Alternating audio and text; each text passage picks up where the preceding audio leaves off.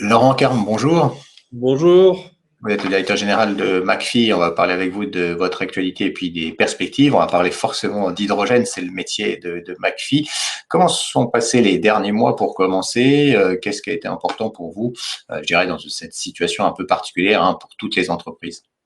Alors, je pense qu'on a beaucoup de chance dans le marché de l'hydrogène parce que cette année 2020 a été assez incroyable avec une accélération spectaculaire du marché sur plusieurs fronts. Je pense que d'une part, si on peut pas parler d'hydrogène sans parler de décarbonation de nos industries.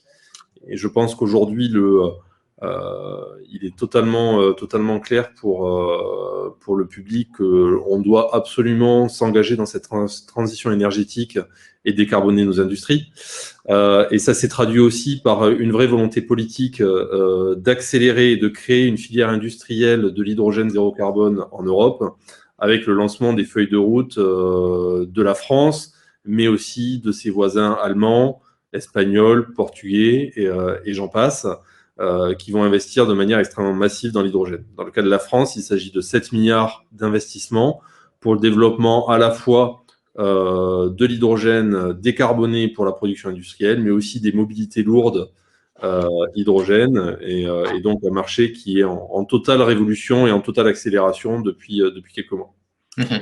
Justement, sur ce marché que vous connaissez bien, est-ce qu'il avance de manière ordonnée? Puisque si on pense notamment à la voiture électrique, on sait que peut-être les bornes n'ont pas été là au bon moment. Voilà, il y a eu des sujets d'infrastructure. Pour l'hydrogène, est-ce qu'aujourd'hui, dans les différents pays où vous êtes, vous constatez que ça avance, entre guillemets, normalement?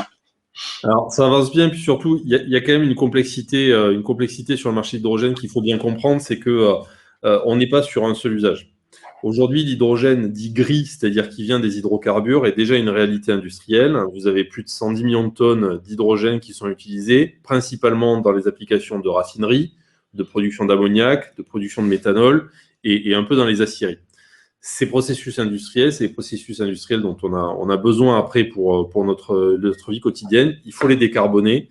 Et donc là, on est sur de la substitution de cet hydrogène dit gris vers de l'hydrogène vert.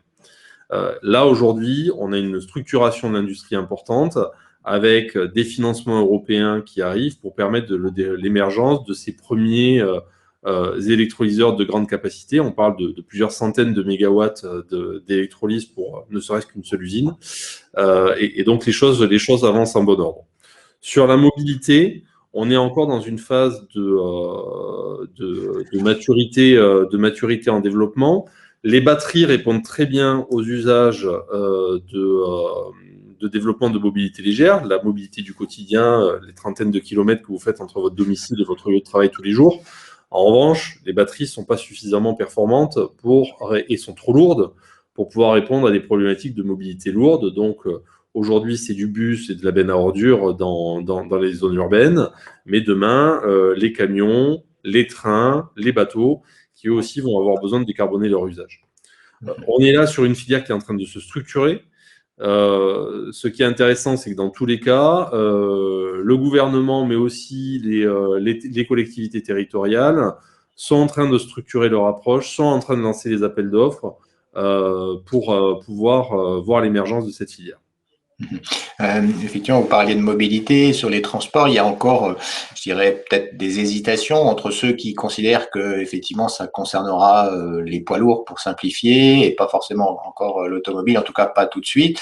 Il y a encore des débats là-dessus sur effectivement l'usage de l'hydrogène dans ces mobilités.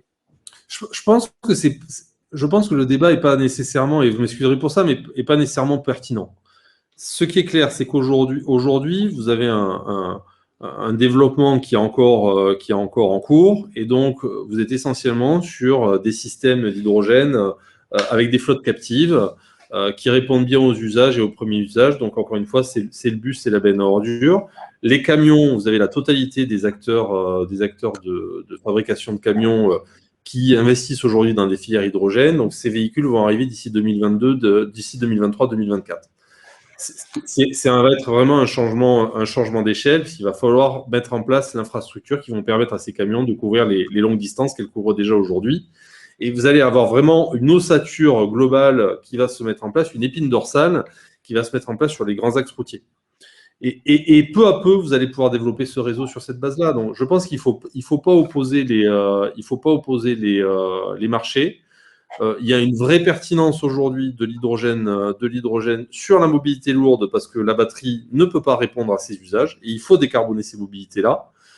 Une fois que le réseau est en place, vous avez aussi des véhicules plus légers qui sont en cours de développement et qui aussi vont pouvoir rentrer dans ce réseau, puisque la beauté du système, c'est que de la même façon que vos pompes à essence aujourd'hui, c'est exactement le même système qui peut délivrer de l'hydrogène à un camion ou à votre voiture personnelle. Du côté de la situation financière, vous aviez fait une augmentation de capital de 180 millions d'euros. Elle va servir à quoi principalement et qu'est-ce qu'on peut dire de la situation financière de la société? Alors, elle va servir et elle sert au développement industriel de notre société. Donc, si on rentre dans les détails, vous avez trois grands piliers.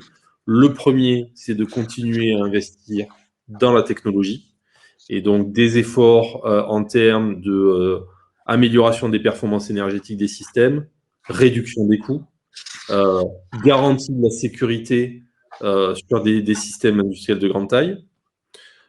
Vous avez un deuxième pilier qui est la production, puisqu'on a besoin de construire des usines qui vont nous permettre de réaliser ces stations et ces électrolyseurs. Et donc, à ce titre, on souhaite investir dans une gigafactory en France et on prendra la décision définitive de cet investissement et de son lieu l'été prochain. Et puis, vous avez un troisième point, c'est que tout ça nécessite aussi des hommes et des femmes et des talents que l'on souhaite développer. Donc, on investit très fortement dans nos équipes avec un plan de recrutement de plus de 50%, de plus de 50 personnes cette année.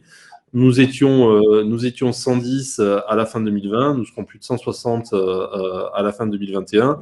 C'est un vrai changement et un vrai investissement que McPhy souhaite réaliser en ce sens. Sur les sujets rentabilité qui intéressent les investisseurs, qu'est-ce que vous leur dites aujourd'hui de ce point de vue-là? Déjà que McPhy a tenu les attentes puisque nous sommes une société qui investit, donc on est encore en rentabilité négative, mais que nous sommes restés dans ce qui était dans les attentes du marché. Un investissement qui va se poursuivre sur les prochaines années, et c'est la logique de la levée de capital qui a été réalisée au mois d'octobre. Donc on est en train d'implémenter exactement le plan tel qu'il a été validé par nos investisseurs au mois d'octobre.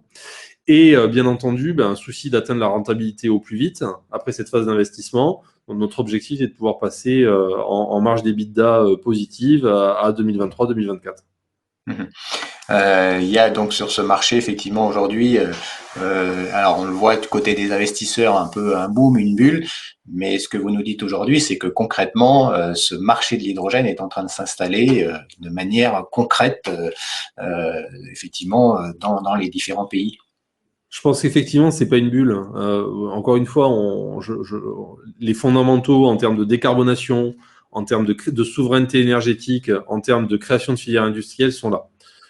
Et ces investissements, ce qui est intéressant, sont réalisés à toutes les étapes de la chaîne de valeur, à la fois sur des projets de grande envergure qui vont créer la demande, mais aussi sur l'offre avec notamment les projets de McPhy. Donc, c'est tout un écosystème industriel qui est en train de se mettre en place, qui a une vraie réalité industrielle.